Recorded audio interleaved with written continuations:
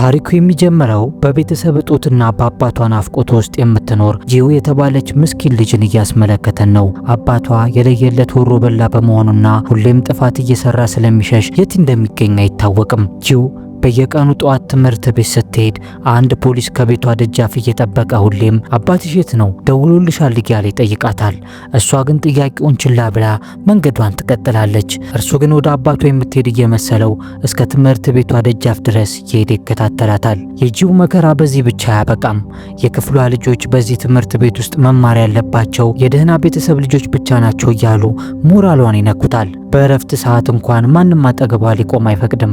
ስለዚህ በቤቷም ሆነ በትምህርት ቤቷ ጂው ብቸኛ ተገፊ ልጅ ሆናለች። አንድ ቀን ፖሊሶች ወደ ትምህርት ቤታቸው መጥተው ከርዕሰ መምህሯ ጋር ሲነጋገሩ ታያለች። ከጥቂት ደቂቃም በኋላ መምህሯ ትጠራትና ልጆቻችን ከወሮ በላ ልጅ ጋር አብረው እንዲማሩና እንዲበላሹብን አንፈልግም በማለት ቅሬታ ስላቀረቡ ትምህርት ቤቱ ከትምህርት ገበታዋ ሊያባርራት እንደወሰነ ትነግራታለች። ጂው ይህንን መጥፎ ዜና ሰምታም ከርዕሰ መምህሯ ቢሮ ስትወጣ ባልታወቀ ስልክ ቁጥር አባቷ እንኳን ተወለድሽ የሚል የልደት መልእክት በስልኳ ላይ ልኮላት ትመለከታለች። ወደ ክፍሏም ስትመለስ እነዚያው ባለጌ ልጆች በድጋሚ እየሰደቧት ሊያበሳጯት ይሞክራሉ። እዚህ ላይ ነበር እንግዲህ የጂው ትዕግስት ገደብ የሚያልፈው። ያገኘችውን ነገር በአንዷ ተማሪ ፊት ላይ ወርውራ አዎ እኔ ወሮ በላ ልጅ ነኝ እያለች ሶስቱንም ተማሪዎች አፈር ከድሜ ታበላቸዋለች።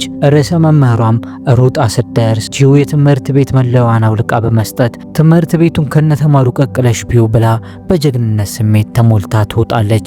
ከወጣች በኋላም ያ እንድትባረር ያረጋትን የፖሊሱን መኪና መስታወት ሰባብራው ትሮጣለች። ፖሊሱ ባለሽበት ቁም እያለ ቢጮህባትም ጂው ግን አምልጣ ልጅ እያለች በተደጋጋሚ ከአባቷ ጋር ትሄድበት ወደ ነበረው የወንዝ ዳርቻ ታመራና ካለችበት መጥፎ ስሜት ለመውጣት ትሞክራለች። ምሽት ላይ ወደ ቤቷ ስትመለስም ያ መጥፎ ፖሊስ አባትሽን አግኝተሽ መጣሽ አይደል እያለ በድጋሚ ጠይቃታል። ጂው ግን ምንም ሳትመልስለት ወደ ቤቷ ታመራለች። በሯ ላይ ደግሞ አባቷ የላከላትን ኬክና ስጦታ ተቀምጦ ታገኘዋለች። በንዴት ስጦታዎቹን በእርግጫ ጥላ ወደ ውስጥ ትገባለች። አባቷ በተደጋጋሚ ቢደውልላትም ስልኩን ለማንሳት ግን ፈቃደኛ አልነበረችም። በመጨረሻም ስልኩን ስታነሳ መልካም ልደት ብሎ አጠገቧ መሆን ባለመቻሉም ይቅርታ ይላትና ስለ ትምህርቷም ይጠይቃታል። እዚህ ላይ ጂው የመረረ ብሶቷ ይገነፍልና ታለቅሳለች። ፖሊሶች ለአንድ ወር ሙሉ እንደ ጥራ እየተከታተሉኝ ነው። በትምህርት ቤት ልጆች ያዋክቡኛል፣ ሁሉም የወሮ በላ ልጅ ይሉኛል ስትል ትጮህበታለች። አባቷም ደንግጦ ለምን ቀድመሽ አልነገርሽኝም ሲላት እሷ ስልክ ሁል ጊዜ እኮ ዝግ ነው እንዴት ላገኘህ እችላለሁ አለችው። እሱም ይቅርታ ሁሉንም ነገር አስተካክላለሁ ብሎ ቃል ይገባላታል። ጂው ግን በቁጣ ተሞልታ ለኔ በምታስፈልገኝ ጊዜ አጠገቤ ስለሌለ እንደሞትክ ቆጥሬዋለሁ ዳግመኛም ወደኔ እንዳትመጣ ብላ ስልኩን ትዘጋበታለች። አባቷ የልጁ ቃላት ልቡን ክፉኛ ሰበሩት።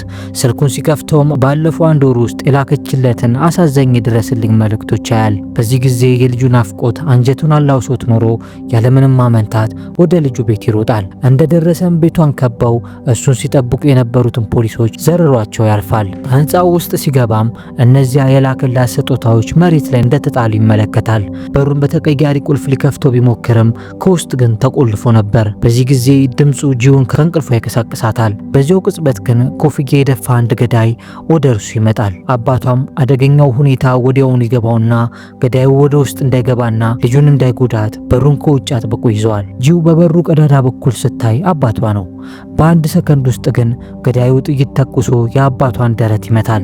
ጂው በሩን ልትከፍት ብትሞክርም እሱ ግን ልጄን እንዳትነካት እባክህ እያለ በሩን አጥብቆ ይዞ ይለምናል። ገዳዩ በድጋሚ ተኩሶበት ይሰወራል። አባቷም በከፍተኛ ስቃይ ውስጥ ሆኖ እሷን ለማዳን ሲል ቁልፉን በበሩ ላይ ሰብረውና ባለበት ይወድቃል። ጂው በበሩ ቀዳዳ በኩል የአባቷ ድምፅ ቀስ በቀስ እየራቃት ሲሄድ ይሰማታል። ጠጋ ስትል የኔ ቆንጆ ልጅ ይቅርታ አድርጊልኝ፣ በእኔ ምክንያት ብዙ ተሰቃይተሻል የሚሉትን የመጨረሻ አባቷን ቃላት ታዳምጣለች። እንደምንም በሩን ሰብራ ድረሱልኝ እያለች ብትጮህም የሚሰማት ግን አንድም ሰው አልነበረምና አባቷ ባሳዘኝ መልኩ እስከ ወዲያኛው ድረስ ያሸልባል። በማግስቱ በአባቷ ቀብር ላይ ቾይ የተባለ ሰው ከጠባቂዎቹ ጋር ይመጣል። ሲጋራውንም ለኩሶ በቀብሩ ስነ ስርዓት ላይ ያለውን የጣም ማጨሻ ውስጥ በቀስታ አስቀምጦ ለአባቷ ያለውን ታላቅ ክብር ይገልጻል። ጂው ግን በቁጣ ነበር የምትመለከተው። አባቴን ምን እንዲያደርግ ነበር ያስገደድከው? ለምንድን ነው እንዲህ በከንቱ የሞተው? ማን ነው እንደዚህ ያደረገው ስትል በጥያቄ አዋከበችው። ጆይ ግን በተረጋጋ ድምፅ አባትሽ የቅርብ ጓደኛዬ እንደውም ወንድሜ ነበር፣ እሱ ለኔ ጥሩ ሰው ነበር ከማለት ውጪ ምንም ማብራሪያ ሳይሰጣት ጥሏት ይወጣል። ከጥቂት ቀናት በኋላ ጂው የአባቷን ጉዳይ ለመጠየቅ ወደ ፖሊስ ጣቢያ ታመራለች። የአባቷ መዝገብ ለምን እንዲህ በቶሎ እንደተዘጋም ትጠይቃቸዋለች። ፖሊሱም ምንም ምስክር የለም፣ የነፍስ ግድያ መሳሪያውም አልተገኘም፣ ምንም ያገኘነው ነገር የለም ሲል ይመልስላታል። እሷ ግን ያንን ኮፍያ የደፋውን ገዳይ የሚያሳይ የካሜራ ምስል አሳየችውና ገዳዩ ይሄ ነው፣ ለምንድን ነው የማትይዙት ስትል ትጮህበታለች። ፖሊሱ ግን በቁጣ እኔ እኮ ለአንድ ወር ሙሉ ስጠይቅሽ ነበር፣ ስለ አባትሽ ቀደም ብለሽ ብትነግሪ ኖሮ ምናልባትም ገዳዩን እስካሁን ድረስ እንይዘው ነበር አላት። ከጣቢያውም ያለምንም መፍትሄ ስትወጣ ሰው ያለምንም ምክንያት አይገደልም የሚለው ሐሳብ በውስጧ እንደ እሳት ይነድ ጀመር። ከዚያም ጂው አንድ ትልቅ ሳጥን ይዛ የአባቷን አለቃ ቾይን ለማግኘት ትሄዳለች። ቾይም ወደ ህንጻው እንድትገባ ይፈቅድላታል። ጂውም ሳጥኑን ከፊቱ አስቀምጣ የገዳዩን ምስል ታሳየዋለች። ይህ አባቴን የገደለው ሰው ነው፣ የጓደኛህ ገዳይ ይህ ሰው ነው አለችው። ቾይም አትኩሮ ተመለከታትና እኔ ምልሽ ባገኘው ምን ታደርጊዋለሽ ሲል ጠይቃት። ጂውም ያለምንም ማመንታት እኔ ራሴ ገድለዋለሁ ስትል በቁጣ ስሜት መለሰችለት። ቾይ ግን ለመሆኑ እንዴት እንደሚገደል ታውቂያለሽ አላትና አንድ ቢላዋ ሰጣት። እስኪ ውጊኝ፣ አባትሽን የገደልኩት እኔ እንደሆንኩ አስቢና ውጊኝ አላት። የጂው እጆች ግን በፍጥነት ይንቀጠቀጡ ጀመር። ባለችበትም ደርቃ ቀረች። ቾይም በጣም ተናዶ ፈሪ በሚል ስሜት በጥፊ ያላጋትና ሰዎቹን ከህንፃው ውስጥ እንዲያስወጧት ያዛል። በዚያው ምሽት ገዳዩ በድጋሚ ወደ ቤቷ ተመልሶ ይመጣል። በዚህ ጊዜ ጂው ፊቱን በግልጽ አየችው። በሩን ደጋግሞ ቢያንኳኳም ዝም ስትለው ጊዜ በመጨረሻም ጥሏት ይሄዳል። እሷ ግን አላስችል ብሏት ጂው ልታጠቀው ፈልጋ ብትከተለውም በጨለማው ውስጥ ገብቶ ተሰወረባት። ከዚህ በኋላ ግን ራሷ ፈልጋው ልትገለው ወሰነች። የገዳዩን ምስልም በየመንገዱ በየግድግዳውና በየሰፈሩ ሁሉ ለጠፈችው። የማፊያ ቡድኑ መሪ ቾይም በመንገድ ላይ ሲያልፍ አንዱን ፖስተር አይቶት ይዞት ይሄዳል። በኋላ ላይ ጂው ባልታወቀ ስልክ ቁጥር ተደወለላትና ይህንን ሰው አውቃለሁ፣ ገንዘብ ይዘሽ ነይና አድራሻውን እሰጥሻለሁ አላት። ጂውም የአባቷን ገዳይ ለማግኘት በጣም ጥማት ውስጥ ስለነበረች አባቷ በሚስጥር የተወላትን ገንዘብ ይዛ ወደ ተባለችበት ቦታ በፍጥነት ታምራለች። ነገር ግን የደወሉላት ሰዎች ተራ የመንደር ወሮበሎች ነበሩ። 100,000 የሚጠጋውን ገንዘብ እንደሰጠቻቸው ሶስቱም ገንዘቧን ወስደው እየተቀባበሉ ይቀልዱባትና ይደበድቧት ጀመር። ጂውም ባላት አቅም ብትከላከልም ብቻዋን ግን ልታሸንፋቸው አልቻለችም። እነሱም መሬት ላይ በጭካኔ ዘረረዋት ራሷን እስክትሰጥ ድረስ ከመቷት በኋላ አንድ ቫን መኪና ውስጥ ወርውረዋት እንደ ቆሻሻ ሊያስወግዷት ይዟት መሄድ ይጀምራሉ። ከዚያም ራሷን ስታ እየወሰዷት ባሉበት ቅጽበት ድንገት መኪናቸው በአንድ ከባድ ግጭት ትታመሳለች። ከዚያም ውጪ ላይ ያሉት ወረቡላዎች በኃይል ሲደበደቡ ይሰማታል። ጂውም እየተንቀጠቀጠች ራሷን ለመከላከል ቢላዋዋን ታወጣለች።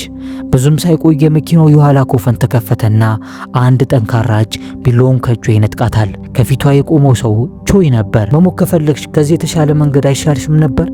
እንዲህ ዝም ብለሽ ስትወራጭ አንድ ቀን የእውነትም ይገሉሽ ይሆናል አላት። ጂውም በበኩላ ፖሊሶቹ እኮ ምንም አያደርጉም፣ አንተም ምንም አላደረክም፣ ታዲያ ምንም እንዳልተፈጠረ ዝም ብዬ ልቀመጥ ስትል በመረረ ድምፅ ትመልስለታለች። ቾይም ልጅቷ ምን ያህል እንዳመረረች ገባውና እሱን መግደል ከፈለግሽ መጀመሪያ እንዴት እንደሚገደል መማር አለብሽ ብሏት ከዚያም ጂውን ወደ ሚስጥራዊ የቡድኑ የመሬት ውስጥ ማሰልጠኛ ይወስዳታል። እስከዚህ ቀን ድረስ አንዲትም ሴት እግሯን ረግጠው የማታውቀውን ይህንን ቦታ ጂው የመጀመሪያዋ ሴት ሆና ተቀላቀለች። ቾይም ለቡድኑ ያስተዋውቃትና እሷ አዲሷ አባላችን ናት፣ እንዴት እንደምትዋጋ አስተምሯት ሲል ትዕዛዝ ይሰጣል።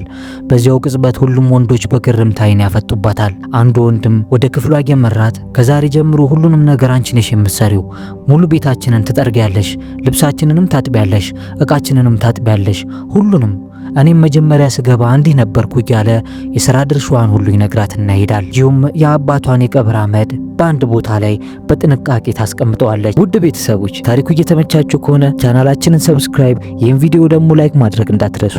ከጥቂት ቀናት በኋላ ጂው የስልጠና ቦታው ስቃይ ይሆንባታል። ምክንያቱም እነዚያ ወንዶች የራሳቸውን ስራ ሁሉ በእሷ ላይ ይጭኑባት ነበር። አንዱ ደግሞ ሊያማልላት ፈልጎ ወይም ባናውቅም ሸፋዳ የሆነ ዳንሱን ያሳያታል። በስልጠናዋ ወቅትም ክፉኛ ያዋክቧታል። ተረጋግታ እንድትለማመድም እድል አልሰጧትም።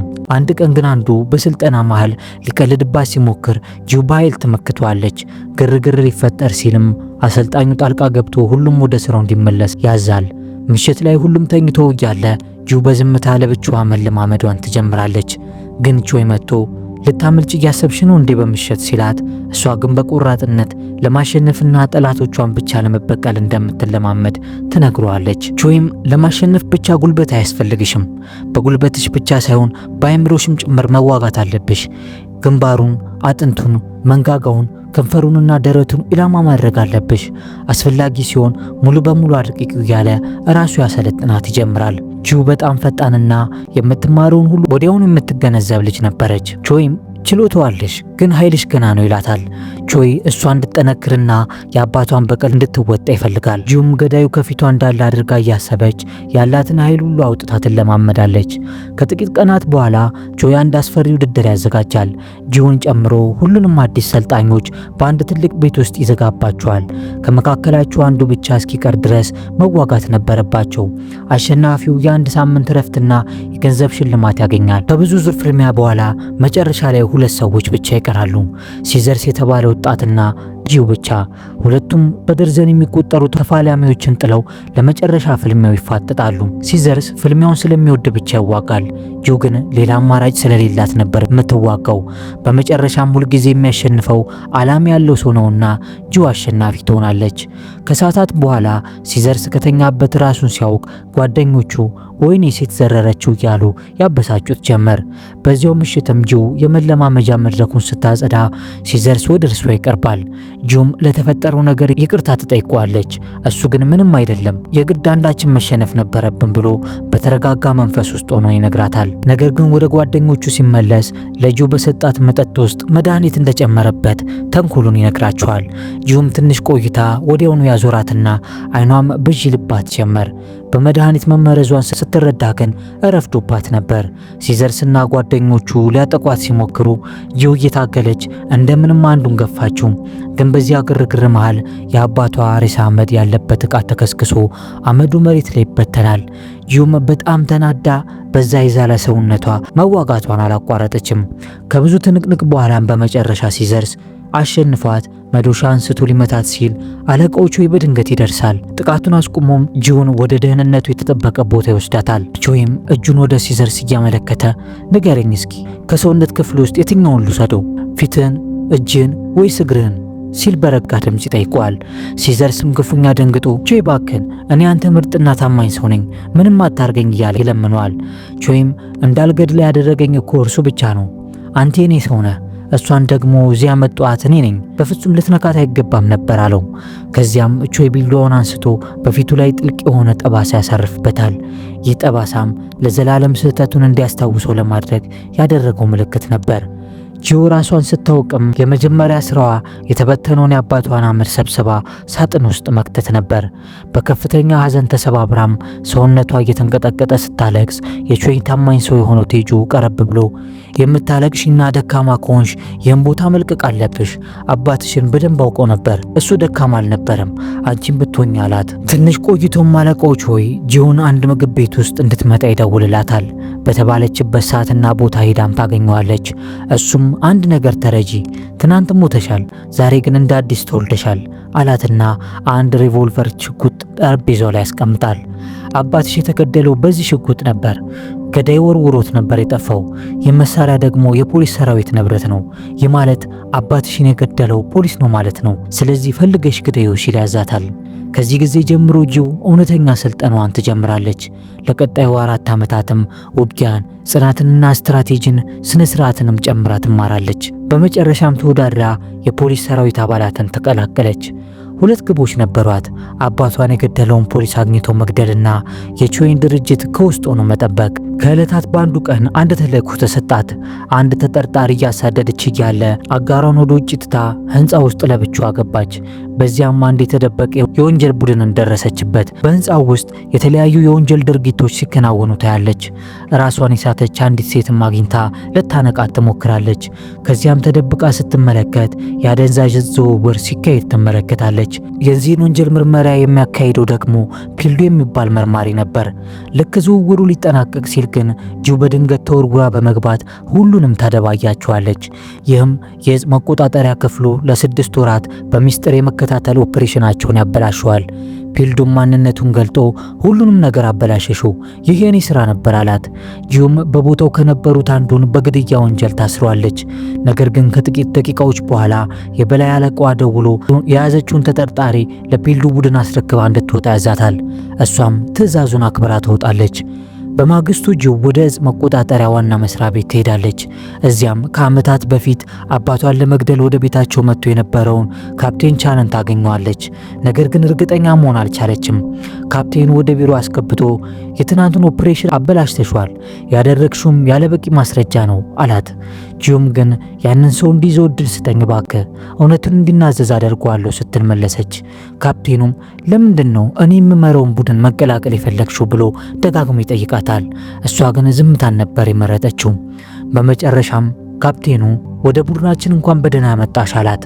በዚያው ምሽት ጂው በሞተር ብስክሌቷ ቾይን ለማግኘት ትሄዳለች። ቾይም የፖሊስ ስራው እንዴት እንደሆነ ይጠይቃታል። ጂውም ወደ ህዝብ መቆጣጠሪያ ክፍል እየተዘዋወርኩ ነው፣ እዚያም ሽጉጡ የማን እንደነበር ማግኘት እችላለሁ፣ በካፒቴን ቻን ላይም ጥርጣሬ አለኝ ትለዋለች። ቾይም ይህን ህንፃ ተመልከቺ፣ አባትሽ ከ10 ዓመት በፊት እዚህ ቦታ ላይ ህይወቴን አትርፎታል፣ በጠረጴዛ ላይ ያለው ፎቶም እዚህ የተነሳ ነው ይላታል። ከዚያም አንድ ቢላዋ ሰጣትና እባክሽን ጓደኛዬንና አባትሽን የገደለውን ሰው አግኝና በቶሎ ጨርሹ ይላታል። ወደ ፖሊስ ጣቢያው ስንመለስ ፖሊሶች ጂውን ያሰረችውን ተጠርጣሪ እየመረመሩት ነበር። እርሱም ማንጎ በተባለ ሰው የሚመራ አዲስ እጽ አከፋፋይ ወደ ገበያው መግባቱን ይናገራል። መርማሪው ፒልዱም ወደ አንድ መረጃ ሰጪ አባል ደውሎ ማንጎ ያለበትን ቦታ እንዲያጣራ ይነግረዋል። በዚያው ሰዓት ፒልዱ ጂውን መተላለፊያ ላይ አግኝቷት በመገረም እዚህ ቦታ ደግሞ ምን ትሰሪያለሽ አላት። እሷም ወደ እናንተ እኮ ተዘዋውሬ መጥቻለሁ ስትል ትመልስለታለች። ካፕቴኑም መጥቶ ጠረጴዛዋን አሳያትና ለፒልዱ ከዛሬ ጀምሮ ከሷ ጋር እንደሚሰራ ይነግረዋል። ፒልዱም ሐሳቡ ባይመቸውም ያለቃውን ትዕዛዝ ግን መቃወም አልቻለም። ስለ አዲሱ እጽ አከፋፋይ ማንጎም ለካፕቴኑ ይገልጽለታል። የጂው አዲሱ የቡድን አጋሮቿ ስራቸውን በማበላሸቷ ደስተኞች አልነበሩም። እንድትሄድ የሚፈልጉ ነበር። ብዙም ሳይቆይ ግን ፒልዱ ማንጎ ያለበትን ቦታ ከመረጃ ሰጪው በስልክ ይቀበላል። በዚያው ቅጽበት ቾይ እጅግ ብዙ የሆነ የህገወጥ ጦር መሳሪያዎች እንዲያመጣ ትዕዛዝ ይደርሷል። በዚያው ሰዓት የቾይ ቀኝ እጅ የሆነው ቴጁ ጂው የፖሊስ እጽ መቆጣጠሪያ ክፍሉን መቀላቀሏ ለሁላችን አደገኛ ሊሆን ይችላል ብሎ አንድ ማስጠንቀቂያ ይሰጧል። ቴጁም መረጃቸውን ለፖሊሶች አሳልፋ እንዳታጋለጥባቸው ፈርቷል። ቾይ ግን በፍጹም አታረገውም። አንዲት ስህተት እንኳን ብሰራ ግን እኔው ራሴ ያጠፋታለሁ ሲል ይዝታል። በሌላ በኩል ደግሞ መርማሪው ፒልዶ ጂውን ይዞ ወደ አንድ የመኪና ማቆሚያ ያመራል። ወደ ውስጥ ግቢና የእጽ አከፋፋዩ ማንጎን ይዘሽው ነው ያላት። ጂውም ወደ ውስጥ ስትገባ አንድ ጥበቃ ሊያስቆማት ይሞክራል። ቀልጠፍ ብላ በሚያስደንቅ ሁኔታም በቅጽበት መሬት ላይ ትዘርረዋለች። ይህ ፒልዶ የተባለ ሰውዬ እኮ በማፊያዎቹ ሊያስይዛት እየቀመረባት ነው። የፒልዶ እቅድ ግን የተንኮል ነበር። ጂው ተሸንፋ ከቡድኑ እንድትባረር አሊያም ማንጎ አምልጦ ሲወጣ እሱ ውጭ ላይ ጠብቆ በመያዝ ጀግና ለመባል ነበር። ነገር ግን ጂው እሱ ከጠበቀው በላይ እጅግ በርትታ ነበር። የዓመታት ከባድ ስልጠናዋ ጠንካራ፣ ፈጣንና ኢላማዋን ስታ የማትስት አድርጓታል። ሰዓቱ እየገፋ ሲሄድ ፒልዶ ትዕግስት አጣና ወደ ውስጥ ይዘልቃል። ግን ያየውን ነገር ማመን አልቻለም። ጂው ማንጎን ጨምሮ በቦታው የነበሩትን ሁሉ አሸንፋ ለብቻዋ ይዛቸው ነበር። ፒልዱ ወደ ማንጎ ቀረብ ብሎ እቃዎቹ የት ናቸው ሲል ይጠይቀዋል። ማንጎ ግን እዚህ ምንም ነገር የለም እያለ የማያውቅ ለመምሰል ይሞክራል። በአቅራቢያው ቁማር ሲጫወቱ የነበሩ ሰዎችም ፖሊስ የመጣ መስሏቸው በድንጋጤ መታወቂያቸውን ያወጡ ጀመር። ማንጎን በንቀት ፒልዱን እያየው ወንድሜ ለምን ስራዬን ታበላሽብኛለህ? እዚህ ምንም ሰው የለም አልኩህ እኮ፣ ወንጀለኛ ከፈለግ ሌላ ቦታ ሄደ ፈልግ እያለ ያላግጥበት ጀመር። ጂው ግን ማንጎ የሆነ ነገር እየደበቀ እንደሆነ ጠርጥራለች። የመጠጥ ማስተናገጃውን ስትፈትሽም አንድ አዲስ እጽ የያዘ ጠርሙስ ታገኛለች። በዚህም የፖሊስ ቡድኑ ማንጎን ይዞት ይሄዳል።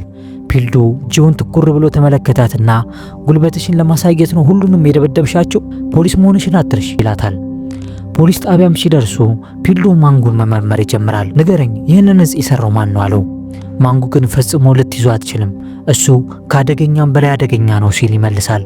ማንጎ እያወራ የነበረው አሁን በእጽ ዓለም ውስጥ ስሙ በጣም እየገነነ ስለመጣው እንዲሁም ጂው በስልጠና ቦታ ላይ ያለች አሸንፈውና ሊገድላት የነበረው ሲዘርስ ነበር። ጂው በበኩሏ ማንጎ መያዙን ለቾይ ታሳውቋለች። ነገር ግን ለማን እንደሚሰራ እስካሁን በግልጽ እንዳልተናገረ ትነግሯለች። ቾይም ሁኔታውን በደንብ እንድታጣራ ያሳስባታል። ጂው በሚስጥራዊ ማንነቷም ተጠቅማ የፖሊስ መረጃዎችን መበርበር ትጀምራለች። የአባቷን ስም መዝገብ ላይ ስትፈልገውም አባቷ በሞተበት ምሽት ቴጁ በቤታቸው አቅራቢያ እንደነበረ ትደርስበታለች። በማግስቱ ለቴጁ የቾይ አዲስ ምርት ገበያ ለመውጣቱ ደንበኞቻቸው ወደ ሌላ ቡድን እንዲዞሩ ስለሚያደርግ ጥርጣሬውን ይገልጽለታል። ማግስቱ ምሽት ካፕቴን ቻን ከባድ መረጃ ይደርሷል። ካፕቴኑ ቡድኑ ለስራው እንዲዘጋጅ ያዛቸዋል። የሁሉም ፖሊሶች ሽጉጥ ተሰብስቦ ይቆለፍበታል። ስልካቸውንም መረጃ እንዳያወጡ ሲባል ይነጠቃሉ። ካፕቴን ቻ ዛሬ ኢላማችን ቾይ የሚባል አደገኛ ማፊያ ነው። የሀገሪቱን 90% የእጽ ዝውውር የሚቆጣጠረው ይህ ሰው ነው። ዋናው ፋብሪካቸውም በአንድ ትልቅ የጭነት መርከብ ውስጥ ነው በማለት ሁሉንም ነገር አስረዳቸውና ከዚህ በኋላ ቡድኑ ወደዚያው ወደ እርሱ በፍጥነት እንዲንቀሳቀስ ያዛል። በዚህ ጊዜ ጁ በድንጋጤ ትዋጣለች። ቾይ እንዲያዝባት በፍጹም አትፈልግም። ነገር ግን ስልኳን ስለተቀማች ልታስጠነቅቀው የምትችልበት ምንም መንገድ አልነበራትም። ፖሊሶቹ በፍጥነት ወደ ተነገራቸው መርከብ ያመራሉ። ጁም ቾይን አየችውና ፖሊስ አጠገቡ መኖሩን በሚስጥር ምልክት ትሰጧለች። በዚያው ሰዓት የቾይ ሰዎች መርማሪው ፒልዱ ቪዲዮ ሲቀርጹ አገኙትና ጥቃት ይሰነዝሩበታል። መርማሪው ፒልዱ ግን እንደምንም ብሎ ቾይ ጋር ይደርስና ሽጉጡን ደቅኖ እጁ ወደ ላይ ይለዋል። በድንገት ግን የመርከቧ መብራት ጠፋና የተኩስ ድምጽ ያስተጋባል። ቾይ ፖሊሶቹ ማስረጃ እንዳያገኙም ፋብሪካውን በሳት ያያያዘውና ሊያመልጥ ይሞክራል። በዚህ ክስተት መሃል ግን ጂውና ቾይ አይን ላይን ይገጣጠማሉ። ፖሊስ እንደመሆኗ ልትተኩስበት ሲገባ ዝም ብላ ታየዋለች። እና ታዲያ ድሮስ ልትተኩስ ያምራታል። በዚህም ሳቢያ ቾይና ቴጁ ወደ ባህር ውስጥ ዘሎ ያመልጣሉ። ፖሊሶቹ ግን ባዶ እጃቸውን ይቀራሉ። ወደ ውስጥም ገብተው መርከቧን በሚፈትሹበት ወቅት ፖሊሶቹ መርከቡ ውስጥ 2 ጥይቶች መተኮሳቸውን ይደርሱበታል።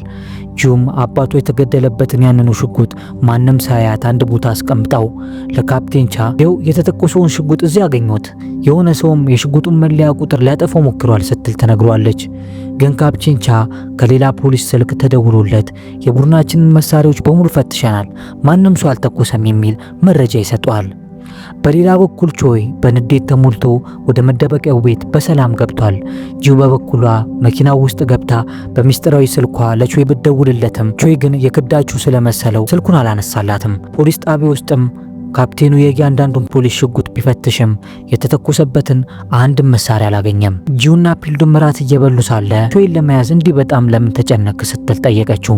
ፒልዱም እሱ እኮ ትልቁ አደገኛ የዕፅ አከፋፋይ ነው፣ በቅርቡ አንዱ ሰላያችንንም ገሎብናል፣ ስለዚህ ለፍርድ ማቅረብ ግድ ይለናል ሲል ይመልስላታል። ጂውም ከአካባቢያቸው ጥቂት ፈቀቅ ብላ በድጋሚ ለቾይ ትደውልለታለች።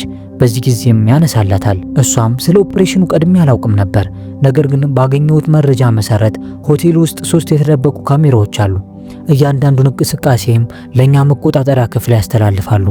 አስቀድሜ ላስጠነቅቅህና እንድታመልጥ ማድረግ የሚችልበት ብቸኛው መንገድ ደግሞ ጥይት ተኩሼ ግርግር መፍጠር ብቻ ነበር ስትል እውነቱን ሁሉ ታስረዳዋለች። ቾይም በነገረችው መሰረት ወዲያውኑ ሁሉንም ካሜራዎች ተከታትሎ ያጠፋቸዋል።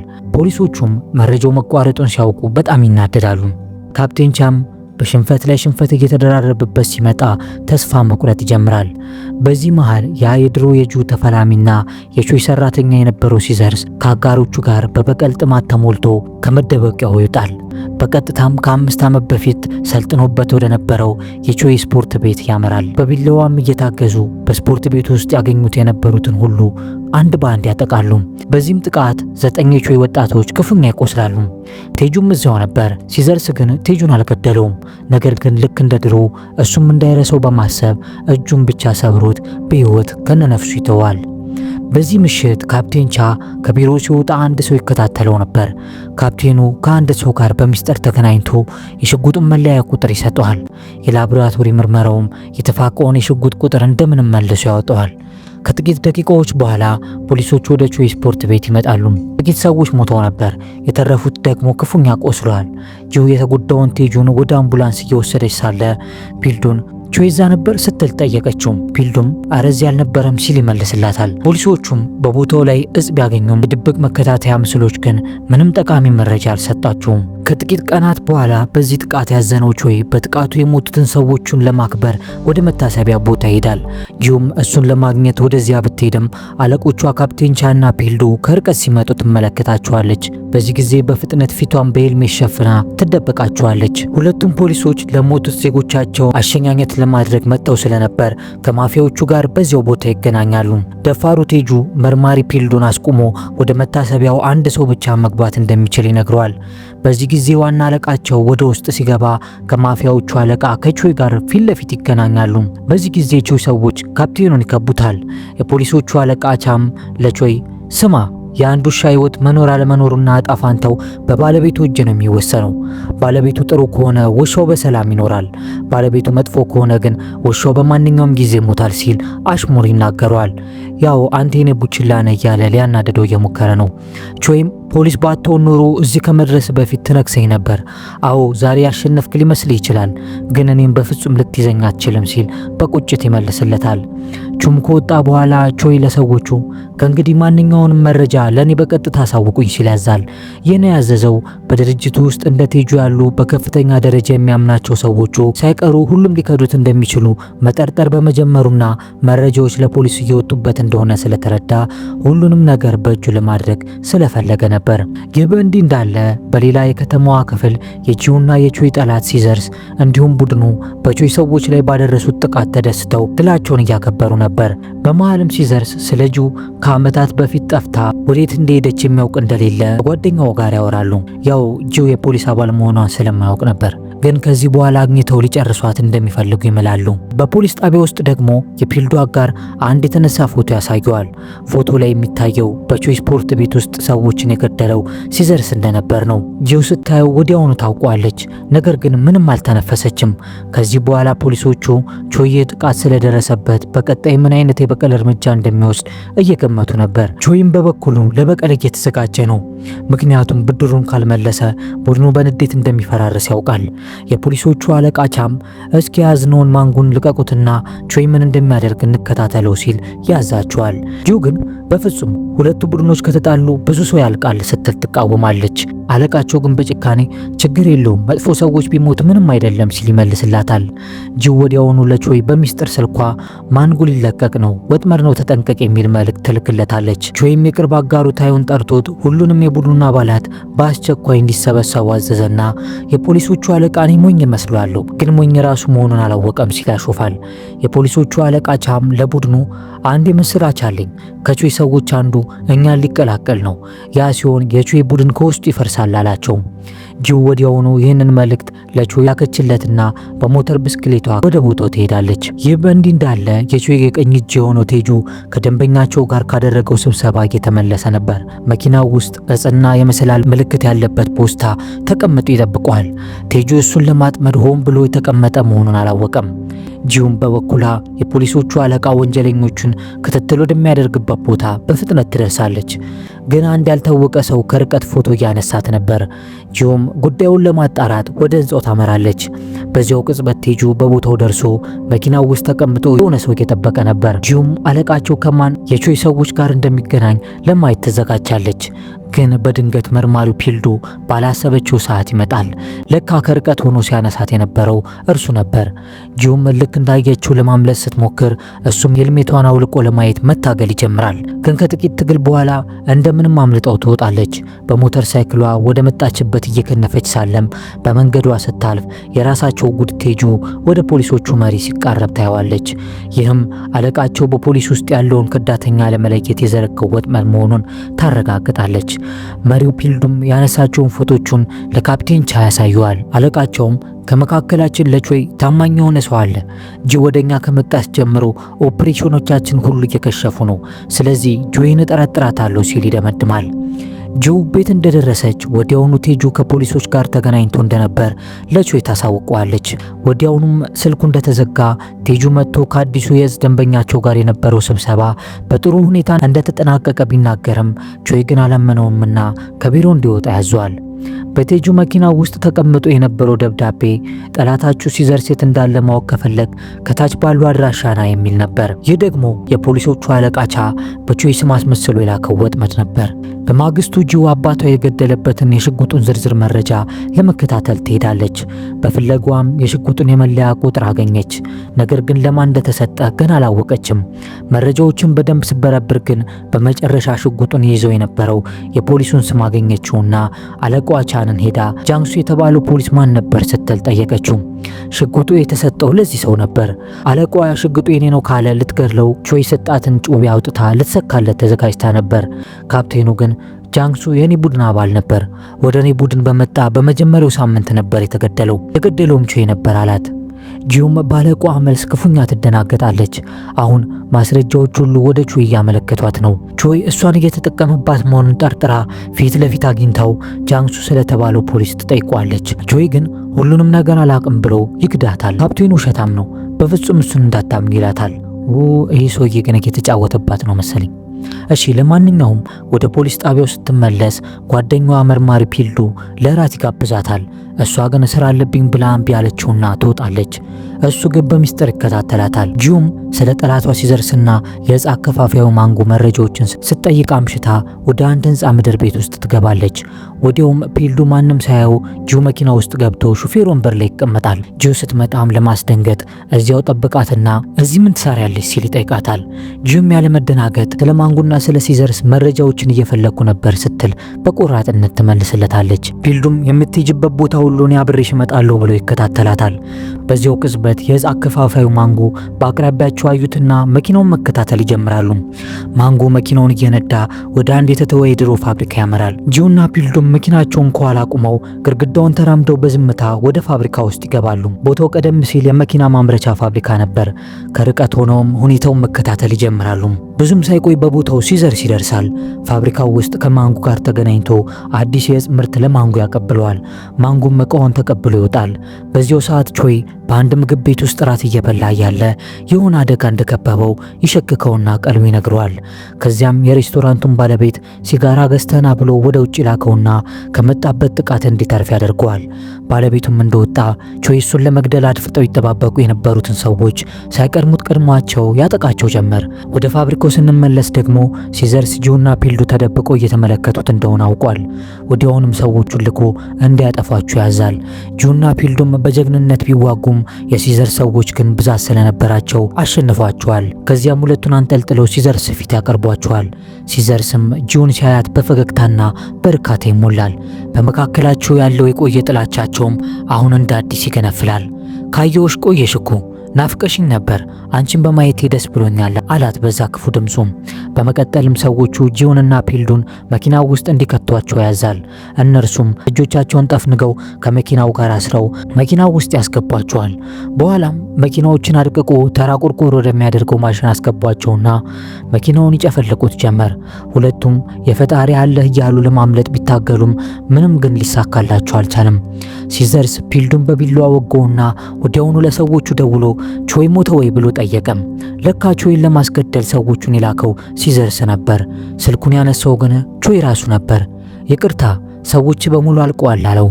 ሲዘርስም በንዴት የጂውን ፎቶ ላከለትና ቶሎ መታድናት ካልሆነ ግን ሬሷን የሚጠብቅ ሲያ ያስጠነቅቀዋል። ማሽኑም መኪናውን እየተጫነውና ብረቱ እየተጨፈለቀ ባለበት ሰዓት ቾይ ከየት መጣ ሳይባል በመኪናው ተንደርድሮ መጥቶ የፋብሪካውን የኤሌክትሪክ መቆጣጠሪያ ሲገጨው ይፈነዳና የፋብሪካው መብራት ጠፍቶ ማሽኑም ይቆማል። በዚህም ጂውና ፒልዱ ከሞት አፋፍ ይተርፋሉ። ጅብ ከሄደ ውሻ ጮኸ የሆነባቸው ፖሊሶቹም ከርቀት ሲመጡ ቾይ በጨለማው ውስጥ ተደብቆ ያመልጣል። ፖሊሶቹም ደርሰው ጂውንና ፒልዱን ከመኪናው ውስጥ አወጧቸው። ጂው ግን እግሯ ላይ ተወግታ ስለነበር ብዙ ደም ስለፈሰሳት ራሷን ስታ ትወድቃለች። በኋላ ላይ ቴጁ ቾይን አገኘውና ወደ ሄድክበት ለምን ይዘኛል አልሄድክም ሲል ይጠይቀዋል። ቾይም ጉሮሮን አንቆ ይዞ ለመሆኑ አንተን ላምንህ እችላለሁ አለው። ቴጁ ግን ምንም መልስ አልነበረውም። ወደ ነጂው ስንመጣ ደግሞ ሆስፒታል ውስጥ አለቃዎቻ ያለ ትዕዛዝ ወደ ማፊያዎቹ ስለሄዱ ፒልዱ ላይ ክፉኛ ይቆጣል። የቾይ ቀኝ እጅ የሆነው ቴጁ ደግሞ በበኩሉ ማንጉን ካለበት ማንቆርቱን ይዞ ዘቅዝቆ በመስቀል ስለ ሲዘርስ መደበቂያ ቦታ እንደወጣ ያሰቃየው ጀመር። ፖሊሶቹም በበኩላቸው የያዛቸውን ሰዎች ሁሉ እየደበደቡ ስለ ሲዘርስ መደበቂያ ቦታ ቢጠይቁም የሲዘርስን ቦታ ግን የሚያውቅ አንድ ሰው አልተገኘም። ቴጁም ወደ ቾይ ተመልሶ አዝናለሁ አለቃ፣ ያለበትን ቦታ ሊናገር አልቻለም አለው። ቾይም ቶ እሱን ሲለጠለጥ ያወራዋል ሲል ይመልሳል። ወደ ጂው ስንመለስ ደግሞ ሆስፒታል ውስጥ ሆና በቅዠት እየተሰቃየች ነበር። ግን ፒልዱ ቀስ ብሎ ቀሰቀሳትና ማንን ለመያዝ እንደምትሞክር አላውቅም፣ ግን ማንም ይሁን ማን እኔ ረዳሻለሁ አላት። ከዚያም ንጹህ ልብስ ይዞላት መጣና ከቡድኑ ጋር ምሳ እንዲበሉ ይወስዳታል። በዚያም እየተመገቡ ሳለ ቴጁ በስውር ፎቶዋን አንስቶ ለቾይ ይልክለታል። ቾይም የጂውን ፓስፖርት ለጠበቃው ሰጠውና እሷ የጓደኛዬ ልጅ ናት፣ ከሀገር እንድትወጣ የጉዞ ትኬትና ማረፊያ አዘጋጅላት ይላታል። ከዚያም ለጂው ደውሎ ሀገር ውስጥ የምትቆይበት ጊዜ መጠናቀቁን ይነግራታል።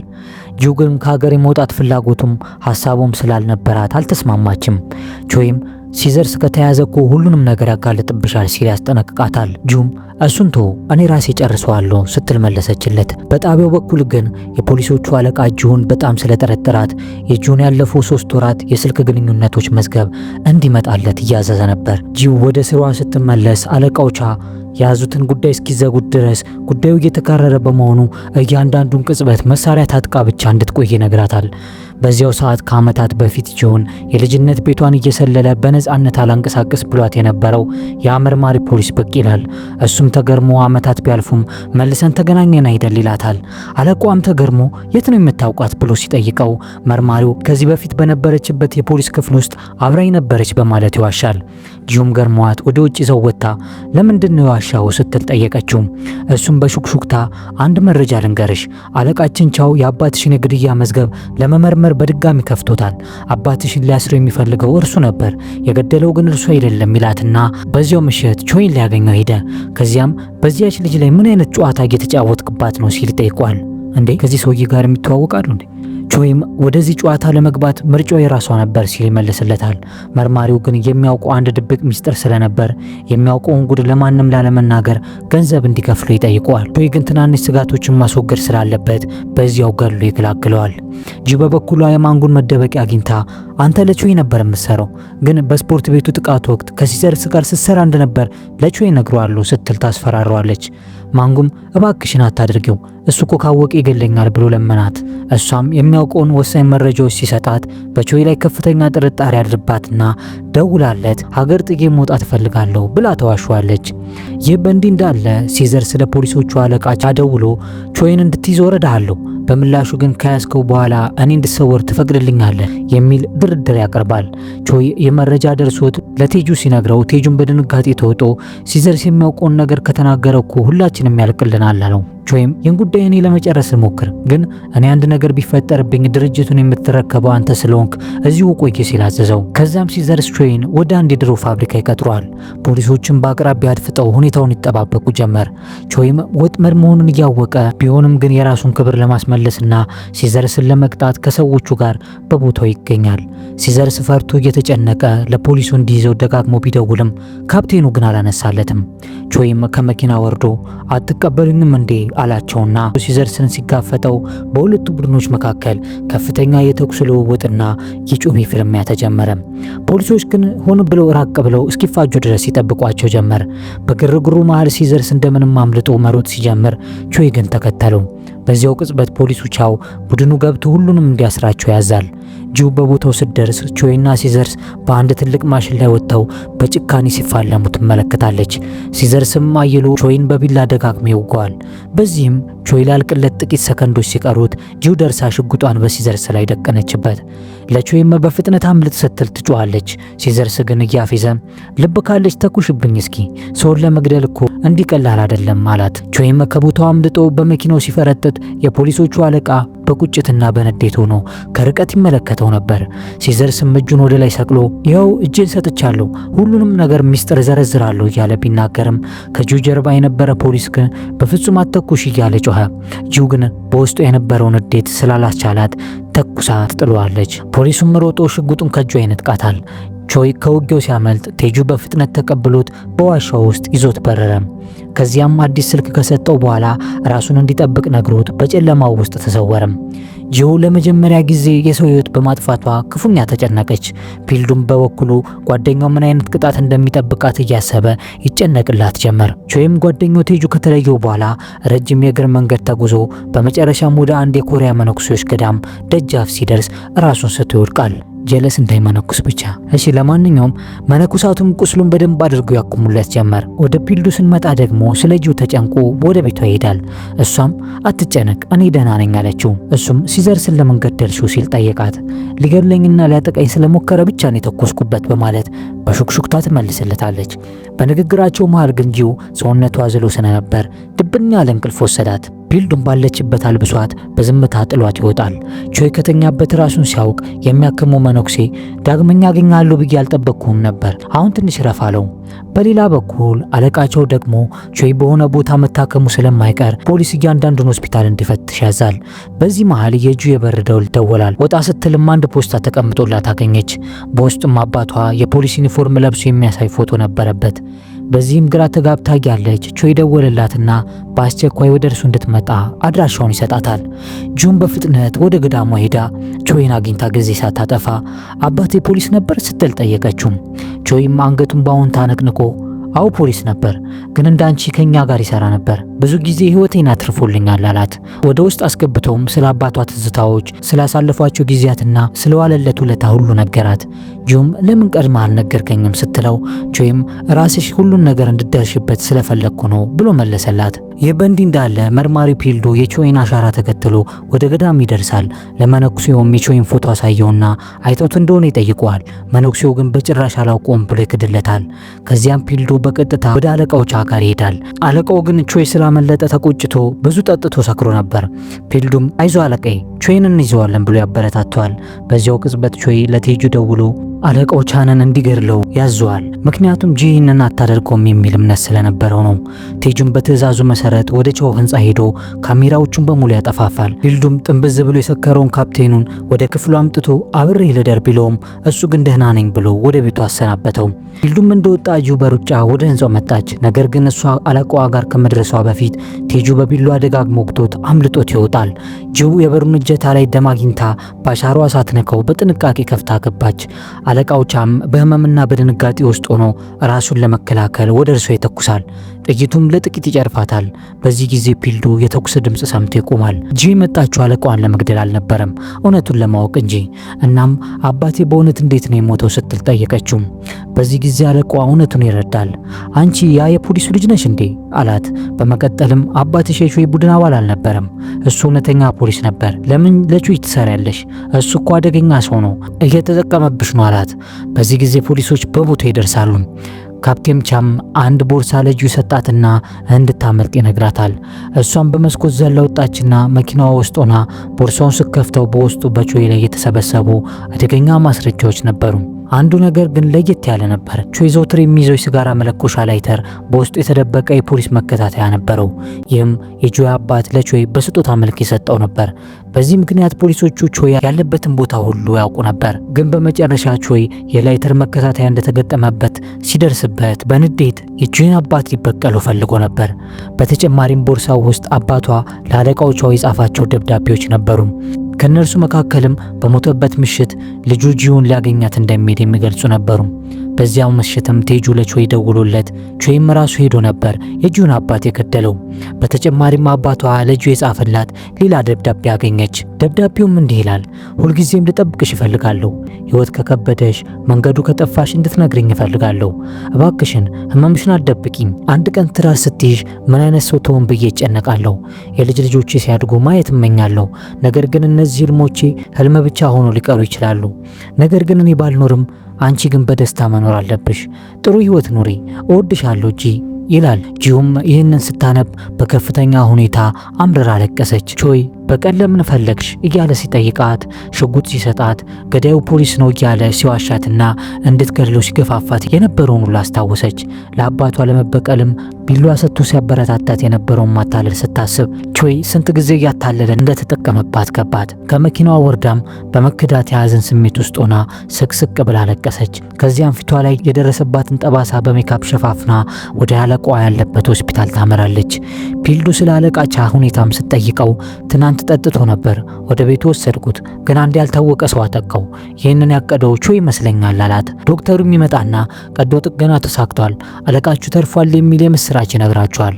በተመሳሳይ ሰዓት ቴጁ ደግሞ ለቾይ ደውሎለት ካፕቴኑ በህይወት መኖሩን ሲነግረው ቾይ ፖሊሱ ካገገመ ሚስጥሩ ሁሉ እንደሚጋለጥ ያውቃል። በማግስቱ ጠዋት ግን ጂው ምንም ያላወቀች መስላ ለቾይ ደውላ ፖሊሶች እየፈለጉ ነው፣ ካለበት ወደ ውጭ እንዳትወጣ ስትል ታስጠነቅቀዋለች። ቾይ ግን ማስጠንቀቂያዋን ይጠረጥረዋል። ጂውም ከቤቷ ስትወጣ 3 ሰዎች አድፍጦ ያዟትና ወደ ሽንት ቤት ውስጥ አስገብተው ሊገድሏት ይሞክራሉ። እሷ ግን በጭካኔ አምርራ ታግላ 3ቱንም ትገላቸዋለች። በዚህ መሃል ግን የቾይ ቀኝ እጅ ሆኖ ቴጁ ብቅ አለና የከዳተኛ ልጅ ሆነች ሳለ አባታችንን ገደላችሁት ብለሽ ወደኛ መጣሽ አላት። ጂውም ትኩር ብላ ያየችው አባቴን የገደላችሁት እናንተ ናችሁ ስትለው ቴጁም ቾይ ከዳተኞችን በገዛ እጁ ነው የሚገለው፣ የመጨረሻ ትንፋሳቸውንም ያዳምጣል፣ አባትሽም እንደዚያ ነው የሆነው አላት። ከዚያም ጂውና ቴጁ እጅግ አስፈሪና ፈጣን ፍልሚያ ውስጥ ገቡ። በመጨረሻም ጂው ቴጁን ትገለዋለች። ግን ቴጁ ከመሞቱ በፊት ለካ አንቺም ልክ እንደ ቾይ ጭራቅ ሆነሻል ሲል በሹክሹክታ ነግሯት አሸለበም። ወደ ፖሊስ ጣቢያ ስንመጣ ደግሞ ቾይ ያለበት ቦታ ማታወቁ ሪፖርት ይደረጋል። ነገር ግን ሳይታሰብ ፖሊሶች ሊይዙት ሳይንቀሳቀሱ ቾይ ራሱ ጣቢያ መጥቶ እጁን ይሰጣል። ፒልዱም ወዲያውኑ ለጂው ደውሎ እንድትመጣ ይነግራታል። ፒልዱ ቾይን ፊት ለፊት እያየው እነዚህን ሁሉ ግድያዎች የፈጸምከው አንተ ነበር ይጠይቀዋል። ቾይም በተረጋጋ መንፈስ በዚህ ዓለም ላይ 2 አይነት ሰዎች አሉ፣ ገዳይና ተገዳይ፣ ወይ ትገላለህ ወይ ትገደላለህ አለው። ፒልዱም አንተ ገዳይ ሆንክ ይመስላል፣ ጀግና አይደለህም አለው። ቾይም እያፌዘ እንግዲህ ትክክልና ስህተቱን ከአንተ ልማር ነው ማለት ነው አለው። ብዙም ሳይቆይ ቾይ ጠበቃ መጣ። ጂም ተከትለው ገባች። ወደ ቾይ ቀረብ ብላ ለምን እጅህን ሰጠህ ስትለው ቾይም ንጽህናዬን ላስረዳ ነዋ፣ ምን ጥያቄ አለው አላት። ጂም እንዳሰብከው ሲዘርክን አልገደልኩም፣ አለቃቻንንም አልገደልኩም፣ በብዙ ቦታ ደግሞ ያንተ አሻራ ያለበት ቢላዋ በእጃችን ይገኛል፣ ጨዋታው ሁሉ አብቅቷል ብለው ክፍሉን ለቃ ወጣች። ከጥቂት ደቂቃዎች በኋላ ጂው ወደ ጣቢያው ማስረጃ ማከማቻ ክፍል ገብታ ከሲዘርስ ግድያ ጋር የተያያዙ ነገሮችን ሁሉ ወሰደች። ከነዚህም ውስጥ የቾይ ጩቤ ይገኝበት ነበር። የክፍሉ ኃላፊ ፖሊስም ጂው ማስረጃውን ለስራ የምትፈልገው መስሎት ይሰጣትና በቶሎ ማስረጃውን መልሽ አላት። ጂውም ማስረጃው በእጇ እንደገባ በሞተር ሳይክሏ ጠፋች። ጂው ወደ ንብረት ክፍል ሄዳ የቾይ አሻራ ያለበትን ቢላና ሌሎች ማስረጃዎችን የወሰደችው ቾይን ከፖሊስ እጅ ለማስወጣትና በራሷ እጅ ለመበቀል ስለምትፈልግ ነው። ቾይ ጣቢያ ገብቶ እጁን የሰጠው ፖሊሶች ማስረጃ አጥቶ እንዲለቁትና ንጽህናውን ለማረጋገጥ እንደሆነ ጂው ተረድታ ነበር። ፖሊስ ቾይን ቢይዘው ኖሮ የሚሄደው ወደ እስር ቤት ነው።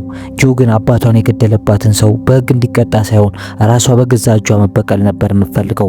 በዚያው ቅጽበት ቾይና ጠበቃዋ ከጣቢያው ሲወጡ ጠበቃዋ ምንም ማስረጃ ስለሌለ ደንበኛዬን የምታስሩበት ምክንያት የለም ብላ ነበር ያስፈታችው። ግን ጂው ማስረጃውን ይዛ በመጥፋቷ ይህ ክደቷ መላው የፖሊሱን ቡድን አበሳጨም። አንዳንዶቹ አለቃቸውን የወጋቸው ራሱ እሷ እንደሆነች አመኑ።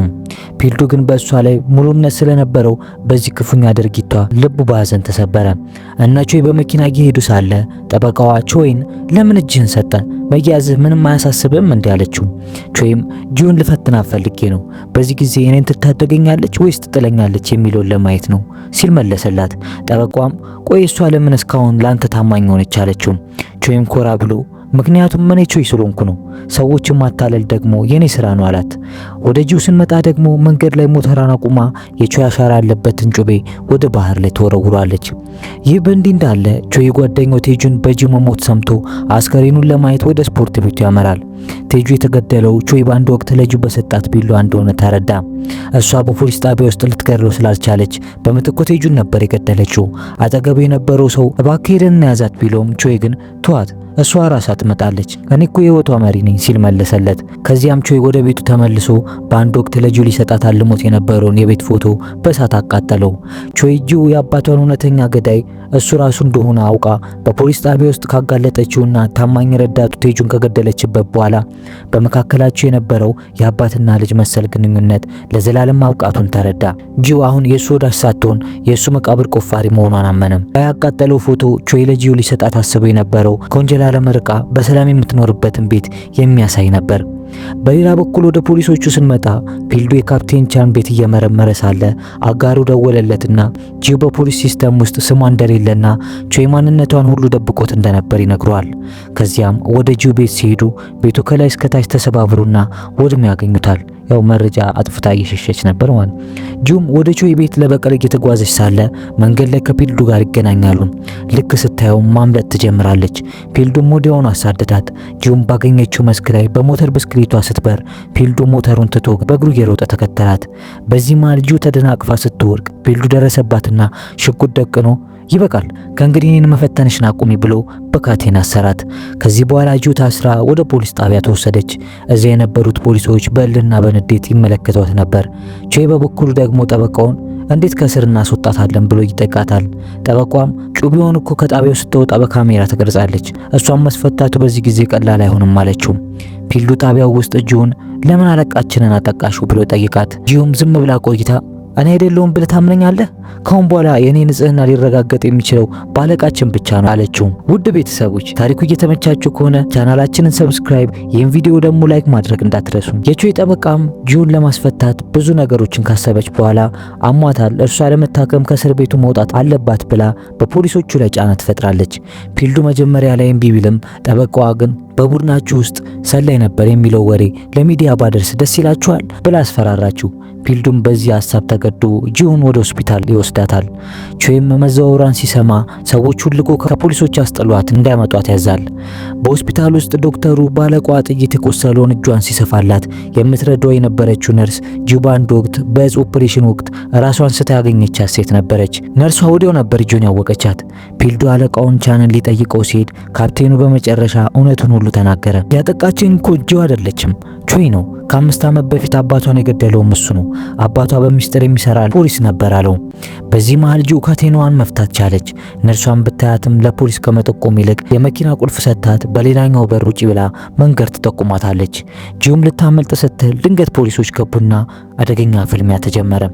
ግን ሁሉንም ዘረረቻቸውና በዶክተር ዩኒፎርም ተጠቅማ ወደ መኪና ማቆሚያው ትደርሳለች።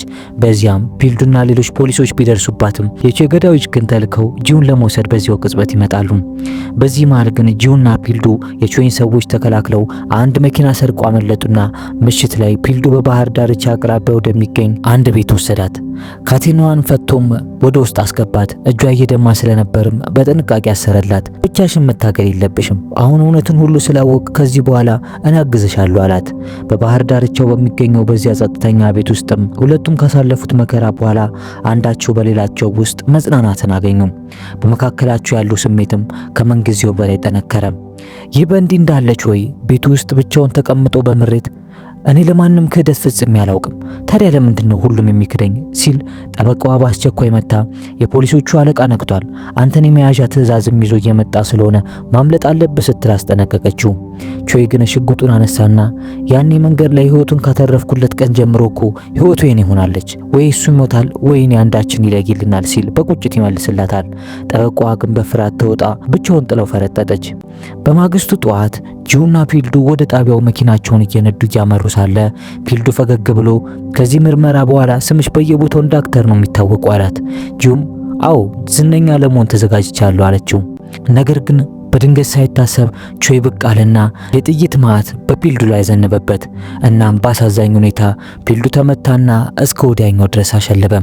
ጂው ፒልዱ መሬት ላይ ሲዘረር ስታይ ዓለሟ በእርሱ ላይ የተደፋ መሰላት። ከአባቷ ሞት በኋላ ያመነችው ብቸኛው ሰው እሱ ነበር። በለቅሶና በእልህም ተሞልታ የፒልዱን ሽጉጥ አንስታ ተነሳች። ቾይ ሁሉንም ነገር ዳግመኛ ነጥቋታል። ቀጥታ ቾይ ወደ ገባበት ህንጻ ማመራች። በሩን ክፈቱት ስትል ዘበኞቹን አዘዘች። ከዚያም ህንጻው ውስጥ በነበሩ ኮሪደሮች ሁሉ እጅግ አሰቃቂ ፍልሚያ ተጀመረ። ጂው ከቹዌ ገዳዮች ሁሉ ጋር ለብቻዋ ተፋለመች፣ ቆሰለች፣ ደከመች። ነገር ግን በሐዘንና በንዴት ተሞልታ ስለነበር አልተቻለችም። አንድ በአንድ ሁሉንም ዘረረቻቸው። ቹዌ በዚህ መልኩም እንደምትመጣ ያውቅ ስለነበር ቁጭ ብሎ ጠበቃት። ጂው ወደ ክፍሉ ገብታ በሩን ከኋላ ቆለፈችው። ቹዌም በረጋ መንፈስ አያትና አባትሽ ደካማ ነበር፣ እኔን ለመግደል እድሉ ነበረው ግን ጥንካሬው አልነበረው። አንቺም እሱን ነው የምመስኝ አላት። ቀረብ ብሎም ልብ ካለሽ ምን እንደሆንሽ አሳይኝ እስኪ። አሁን እንደኔ ሆነሻል? አንቺም ጭራቅ ሆነሻል አላት በዛ በበረደ ድምፁ። ጂውም በዓይኖቿ ውስጥ የእሳት ፍንጣሪ እየታየ አዎ በደንብ ጭራቅ ሆኛለሁ ስትል በቹዌ ላይ ተወረወረች። በሁለቱ ሰዎች መካከልም አስፈሪ ፍልሚያ ተቀሰቀሰ። ቢላዎቻቸው ደጋግሞ ተጋጩ። ቹዌ ሰነዘረ፣ ጂም መከተች። ሁለቱም ቆሰሉ። ቹዌ በድንገት መሬት ላይ የነበረውን ሽጉጥ አንስቶ ቃታውን ሲስበው ግን ባዶ ነበር። ጂው ሳታመነታም ወደፊት ተወርውራ ጩቤውን ደረቱ ላይ ቀረቀረችው። ቹዌ እየተንተባተበ የሚለውን ሲያጣ ጩቤውን በደንብ ከታበት ህይወቱን በእጁ አጠፋችና ጣፋጭ በቀሏን ተበቀለች። ህይወቷን ሲቆጣጠር የነበረው አባቷን የገደለውና እሷን እንደ መሳሪያ የተጠቀሙባትን ሰው እግሯ ስር ሲወድቅ ስታይ በደስታ ተሞላች። መላውን የቹዌ ግዛትም ለብቻዋ አፈራረሰችው። ከዚያም ፊቷን አዙራ ህንጻውን በዝምታ ጥላ ወጣች። ጂው የህይወት ዘመን ሙሉ ስቃይ አሳልፋለች። በአባቷ መጥፎ ስም ምክንያት ከሰው ተገላለች። ከዚያም አባቷን አታለች። በከባድ ፍልሚያ ስልጠናም የዓመታት መከራን አይታለች። ማንም በሌለበት ዓለም ውስጥ መኖርን ተምራለች። በመጨረሻም የወደደችው ፒልዱንም አገኘች። እሱንም ግን ደግማ አጣችው። እያንዳንዱ የሰብአዊነቷ ቅንጣት ተሟጦ አለቀ። በመጨረሻም ጂው እየተዋጋች ብቻ አልነበረም። ጭራቅ ከመሆኗ ከረጅም ጊዜ በፊት የገደላትን ዓለም ተቋቁማ ለመኖር የምትታገል ምስኪን ልጅ ነበረች። የኢትዮ ፊልም ስኪዩኪ ጋር ነው። እነዚህን የመሳሰሉ ምርጥ ፊልሞችን ወደ እናንተ ለማቅረብ ፊልሙን ከማየት ጀምሮ የትረካ ጽሑፍ ጽፎ ኤዲት አድርጎ ወደ እናንተ ለማድረስ የቀናት ጊዜያትን ይፈጅብናል። እናንተ ግን ላይክ እና ሰብስክራይብ ለማድረግ ሀሳባችሁንም ኮሜንት ላይ ለመጻፍ ሰከንዶች ብቻ ነው የሚፈጅባችሁ። የምንሰራቸው ስራዎች ከተመቿችሁ ላይክ፣ ሼር፣ ሰብስክራይብ በማድረግ ሁሌም አብረን እንሆን። ስለተመለከቱን ከልብ እናመሰግናለን።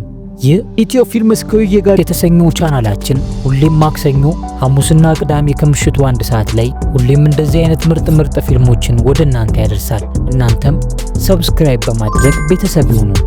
ምክንያቱም ሰብስክራይብ ካረጉን ሁሌም አብረን ነን።